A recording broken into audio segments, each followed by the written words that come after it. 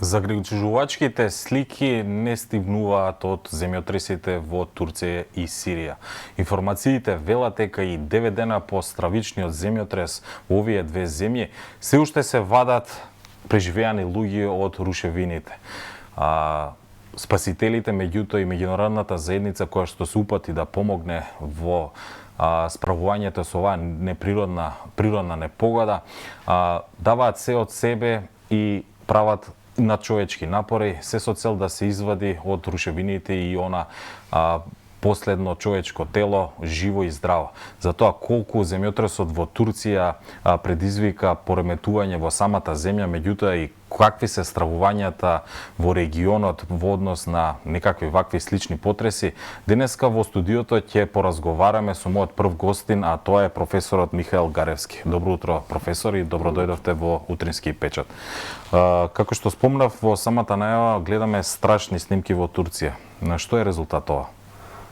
Па, пред се мора да се знае дека овој земјотрес со магнитуда 7,8, а и покасно следниот кој што беше со 7,5 е еден од најсилните што воопшто се случил во историјата на Турција. 7,9 беше земјотресот во Езерџан, 39 година, тогаш имаше околу 40.000 жртви, но за жал овдека може да се предпостави, дури не сакам ни да помислам дека дупло повеќе ќе има жртви, може би бројката ќе достигне и до 80.000.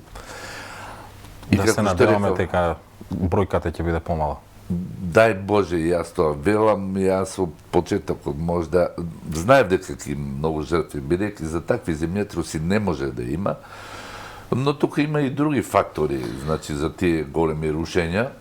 Да, токму тоа сакав да прашам. Кои се факторите кои влијаат на разорноста на еден земјотрес, во случајот во Турција, кој беше нели од чудо невидувачки 7,9 степени? Па, прво, значи, можда и гледачите не ни знаат дека раседот на кој што се појави овој земјотрес практично е распукан негде околу 250 км со должина. Можете да замислите, има површински се гледа раседот. Тоа е многу типично за толкави магнитуди.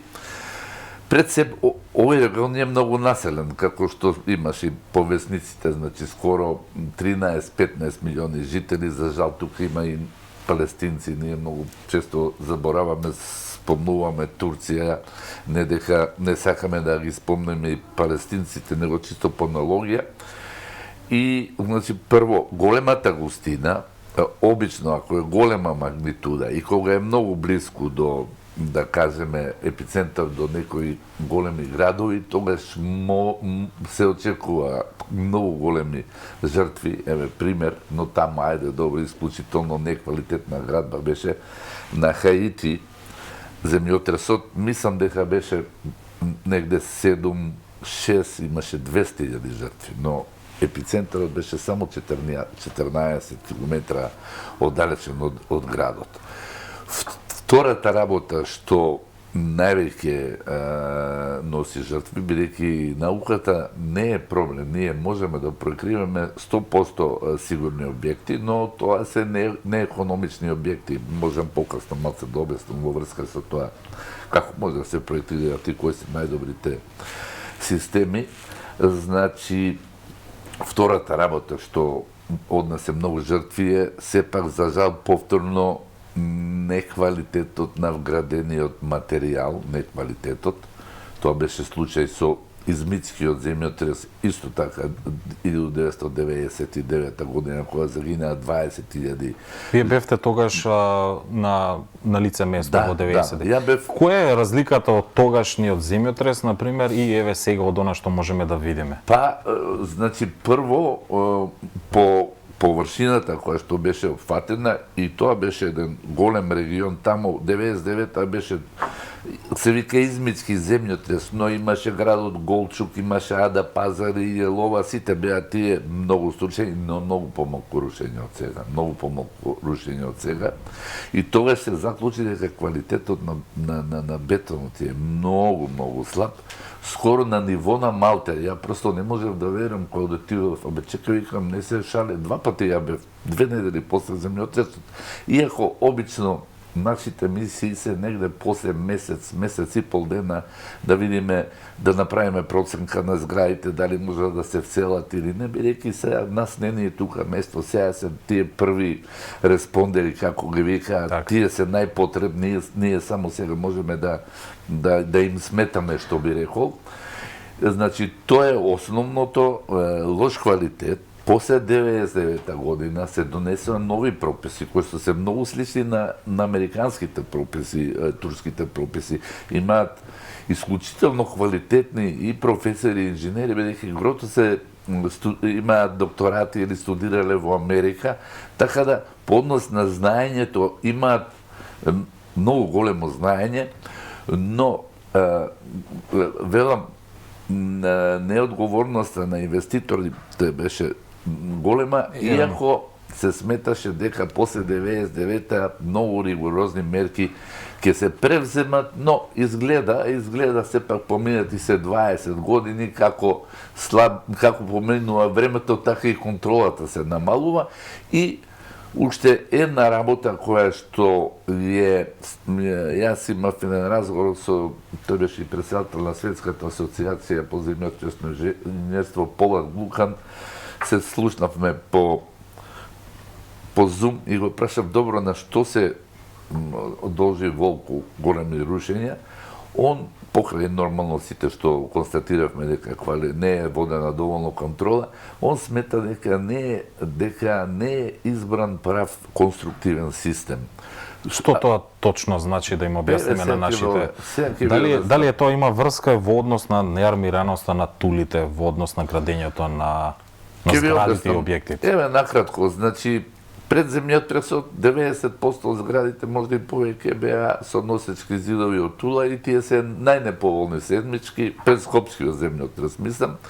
И значи тогаш немаше ни сеизмички прописи. После земјотресот 64-та се донесени првите прописи и веќе се преиде кон така наречени рамовски тродимenzионални скелетни системи. Во земјотресното инженерство има 3 типа на конструктивни системи, односно четвртиот е базна изолација, тој е најефикасен, али се уште за жал не даде примедба, може да кажем неколку зборови и за таа базна изолација. Значи, рамовските системи се малце флексибилни и малце треба да има експерти и токму надзор како се прават чворовите помеѓу стобот и гредата. Обично гредите треба да бидат потенки за да се створат тамо некои пластични зглобови, а се бара стобовите да не бидат оштетени, бидејќи се знае дека зградата паѓа од стобовите. Најдобриот систем за кој што зборевме со професорот, а многу малку е применет сега во измите, е мешовит систем, комбинација на армирано-бетонски платна, односно тоа се армирано-бетонски зидови и скелетен систем. Тоа не е ни премногу флексибилен, не е ни премногу крут. Велите дека овој систем не бил применуван во градбите во Турција? Спрема професорот, ја не сум, велам, најверојатно ќе идеме негде после 1 месец на лице место, вели дека, постои овдека, но за среќа во последно време, барем околу скалишните јадра кај нас и околу лифтовските јадра, и инвеститорите и проектантите поставуваат армирано-бетонски платна, што е добро. Инаку архитектите не ги сакаат. Тие Турција изгледа им барале архитектите да нема платна, зашто? Бидејќи ако е армирано бетонско платно, вие не можете да го рушите. Ако има преграден зид, ќе го рушите. Така да, клучот за најголемите рушења е токму поради тоа што нема армирано бетонски зидови. А што е филозофијата кога се армирано бетонските зидови? Значи, што е покрут елементот, таму привлекува поголема сеизмичка сила. И филозофијата е, целата сила оди на овие платна, нормално се прават тие да ја издржат нормалната сила, но за максимално можни земјотресни дури се дозволува и некој од нив да пукне. Тога се пренесува дури силата на столбовите, ама веќе таа е редуцирана, бидејќи истрошена енергија и сите тие работи, така да не се случува да дојде до лом, како што гледаме масовно, така наречено, и ги викаат палачинка, панкейк лом. Ќе продискутираме понатаму во делот емисијата за македонските услови и македонските градби. Оде би сакал уште едно-две прашања да се задржиме за она случувањето во Турција и земјотресот таму, нели, во Сирија. Професоре, во медиумите, меѓуто информациите, нели, кои што се пласираат околу земјотресот, граѓаните и нашите, и домашните, меѓутоа и странските, говорат за некаков триаголник на животот. Тоа е многу погрешна теорија. Колку е тоа теорија, да, измешани се и видувањата, меѓуто и анализите за оваа терминологија. Пишувањата деновите одат до таму дека, нели, овој мистериозен триаголник на живот кој во случај на големи потреси би ни ги спасил животите, доколку се придржуваме кон наведените препораки, се полувистините и истите не се применливи во македонските услови. Дали, еве, не во македонските скоро никаде. Да повелете. Може, еве да објасниме околу. Знаете што е? Кои се тие најпрво што е тоа? Све ќе ви објаснам. Значи, тој еден имейл негде уште 99, уште после земјотресот во Измит, значи вирално се пренесе по целиот свет, бидејќи многу убаво звучи, дека ќе се клупчите како фетус и ќе чекате да се створаат отвори слободни, ќе преживеете. Тоа е можеби точно. Но никогаш вие не можете да предвидите како ќе се сруши објектот. И тие што се живи луѓе, што се преживеани, имало некој простор кој што им не биле змечени. Но, значи, тука воопшто не е прифатено тоа и тука и граѓаните, мада они демантираат овие големи рушења, значи, и американскиот Црвен корс, и јапонскиот, и новозеландскиот, и нивните тие федерални агенции за дизастер менеджмент, сите препорачуваат, значи основна работа е да се засолниме под маса или некое биро. Но, они, дали тоа под автоматизам сметаат дека се подразбира, дури ја кога пред 20 години викам, како може сега на маса која ќе се стручи тока блок да те заштити? Идејата е дека, и тоа треба да го знаат нашите граѓани, значи препораката да се засолните под маса е под предпоставка дека објектот нема да падне. И не паѓа. Особено у развиените земји, у Америка, сепак имавме ние, не ми текнуе која година, бидејќи овие препораки со други зборови не важат за земјотреси од вакви магнитуди. Значи, не важат воопшто засолнување под маса ако зградата се руши. Значи, воопшто не важат тие. Сега, тука е дилема, имаше дури, али тоа е општо. Што е работата? Да не се повредите од секундарни ефекти. Што е факт? Значи, они предпоставуваат дека зградите нема да се срушат, но некој преграден зид може да ви падне врз глава. Или јас сум идел во Италија, тамо во Аматриче, влагав му некои објекти, еден куп ормани беа срушени, тоа е опасно. Значи, идејата да ве заштити од секундар, не да ве заштити од кога ќе се руши објектот. А тој триангл of life, што го викаат, тоа е некоја приватна, професионална агенција за спасување на луѓе, која што така малце си направи реклама.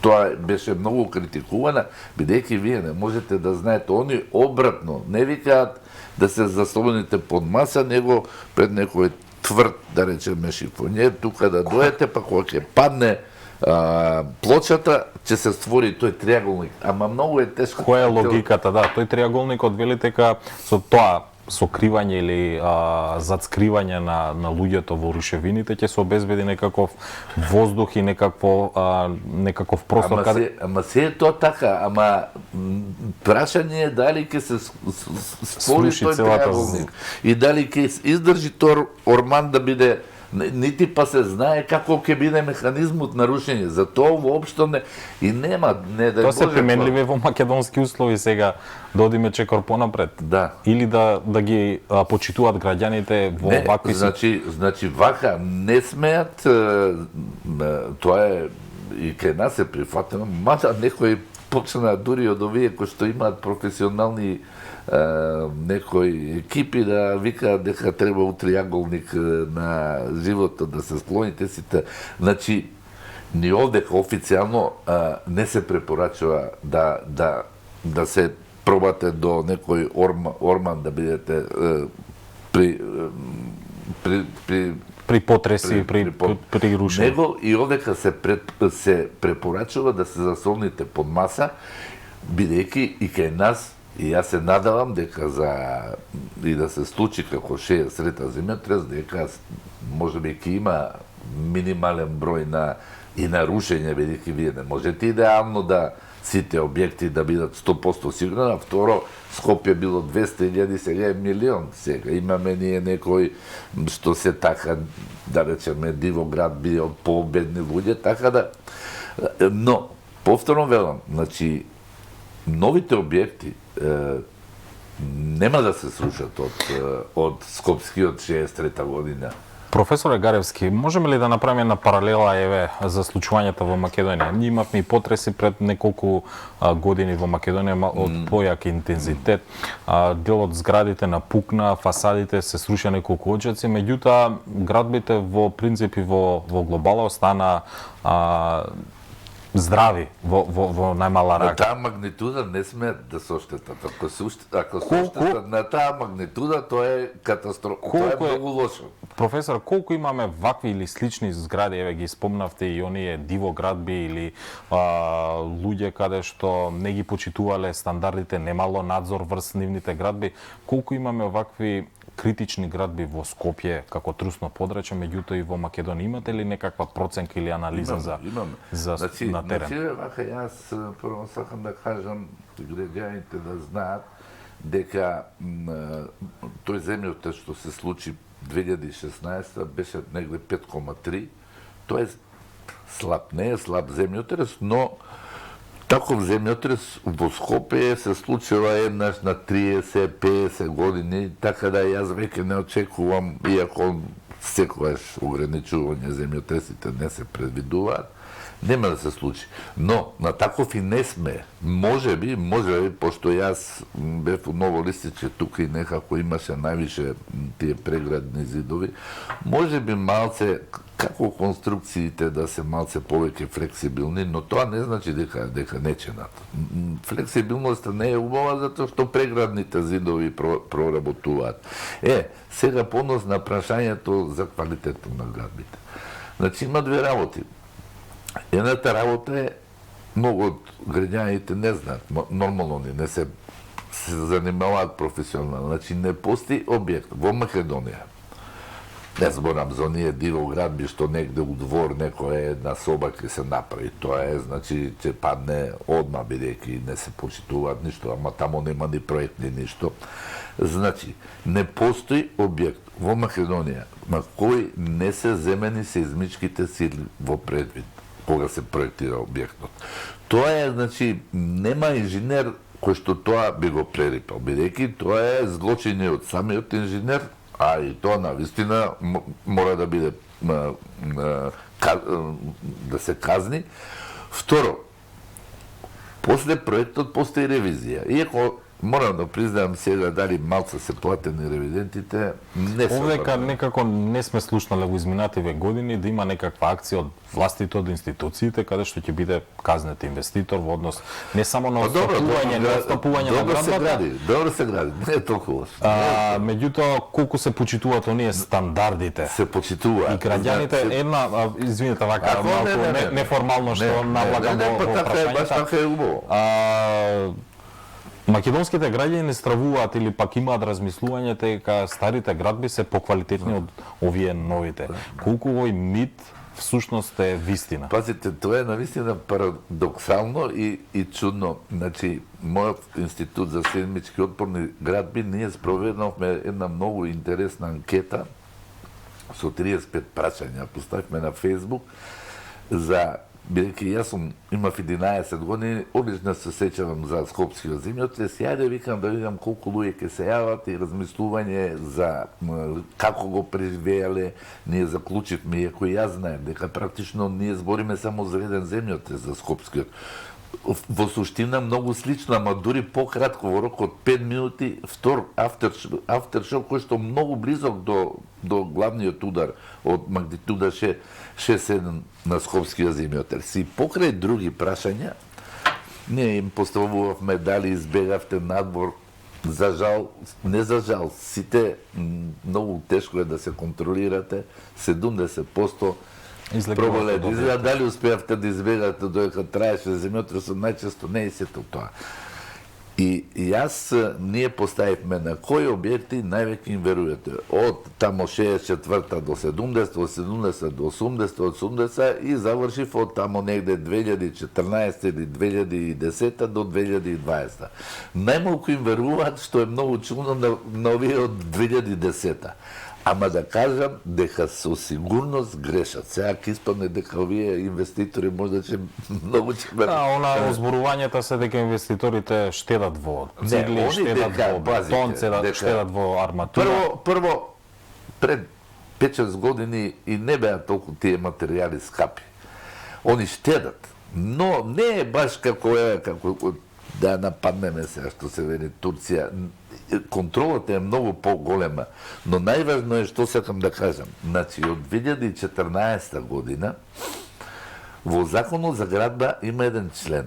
Тоа најголемиот дел од граѓаните не го знаат. Има еден член каде што вика: за да се добие дозвола за градба, секој објект во Македонија, проектот треба да помине на контрола и да се издаде позитивно мислење од страна на научен институт специализиран за сеизмички отпорни градби. Што значи, од 2014 до пред тоа проектирање и ревизија. И се одеш, од 2014 за до 300 квадрата се гледа само проектот, без разлика што има и ревизија, повторно се бара мислење. Ако го немате мислење, ни една општина не ви дозволува, не ви дава градежна дозвола. Уште повеќе, за поголеми објекти од 300 квадрати, кои што се стамбени згради, значи 2 пати институтот иде да контролира дали се спроведува како што е проектот, дебелина на столбови, марка на бетон, 2 пати нас не интересира конструкцијата. Добро сега, ние не можеме континуирано да бидеме тамо, и се има надзор, но сепак проектантите, инвеститорите се плашат, ако им најдеме некои грешки, дека можеме да им го спориме објектот, така да ја многу често велам дека ние имаме сега во моментот една од најголемите контроли во Европа. Гарантирам, бидејќи знам како се контролира тамо. Со други зборови можеме да ги смириме граѓаните во нивните размислувања, ако ништо друго, дека новите градби се квалитетно изградени. Апсолутно. И се контролирани меѓу другото од институциите. Пазите, не е идеално, значи ја не можам да кажам дека сите тие објекти се така. Но, значи, прво сега има поквалитетни фабрики за бетон кои што точно се дозира и сите тие работи. Што се случува многу често, не знам, кога ќе дојде бетонот, почнува да се згусне, уште не почнува да се бетонира некоја плоча, става тогаш они некоја вода што не сме да дозвола и тогаш се намалува марката на бетон и слитно.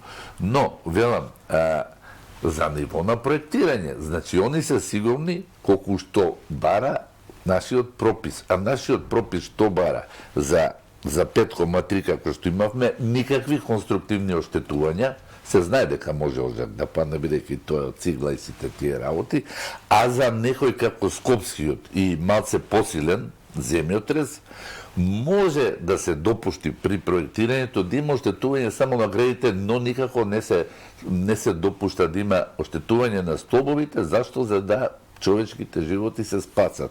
И токму поради тоа се вели да се засолниме под маса, да не дојде до некое рушење од преградни зидови и слично. Иначе, еве уште нешто да кажам.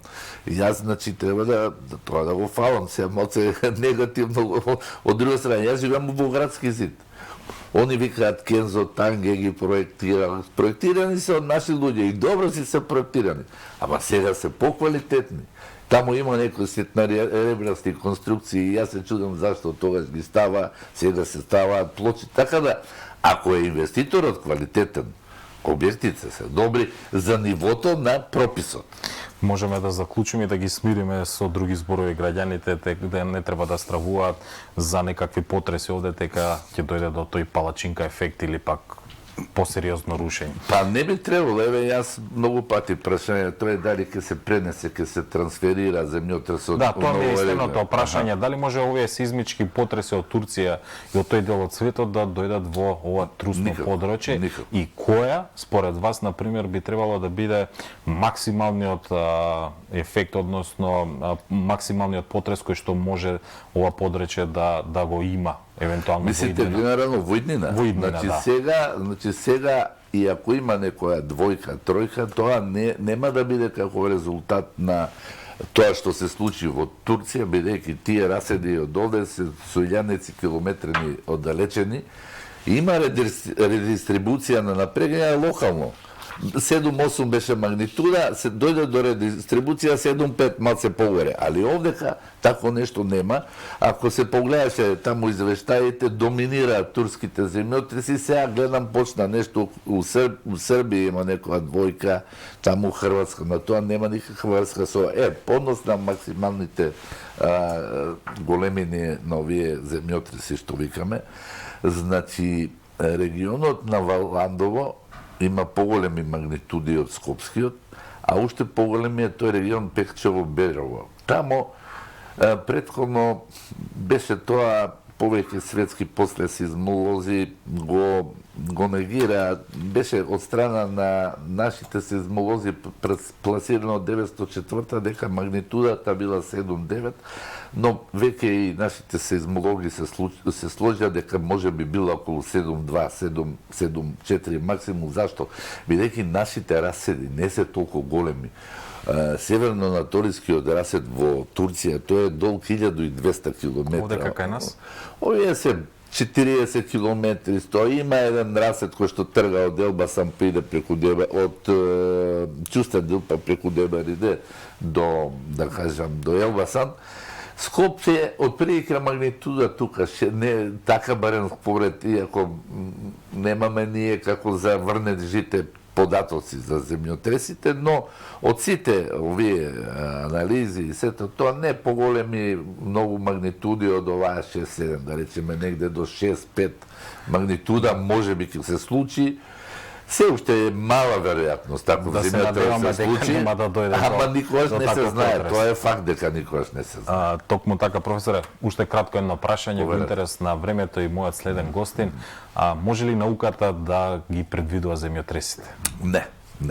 Нема ни да може никогаш. Скептицизмот постои. Негде 65-та, 66-та имаше голем ентузијазам и од страна на овие.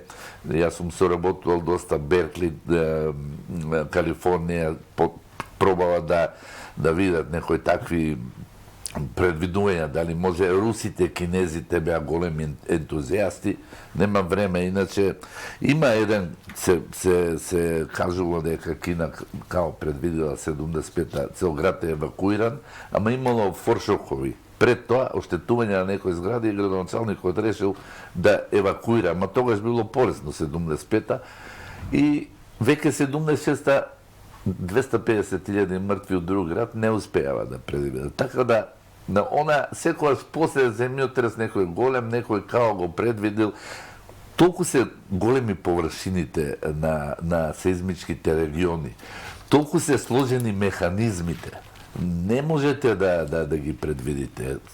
пробувано е со дали повеќе радон се испушта или не, магнетни полиња, сите тие работи не е Тешко, можно. тешко.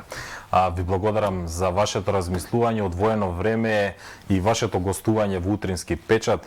Актуелна е темата, доколку продолжи, се надевам дека повторно ќе ни бидете гостин, се со цел да ги споделите вашите размислувања, меѓутоа и ставови за овие актуелности. Се намала сега интензитетот, ќе намали во Турција, ама за жал нема огромен број на жртви, огромни број. Сега они ќе мораат да рушат може уште 15-20 илјади објекти, бидејќи тие не се за живење, веќе нема да бидат. Ви благодарам уште еднаш, професор Гаревски.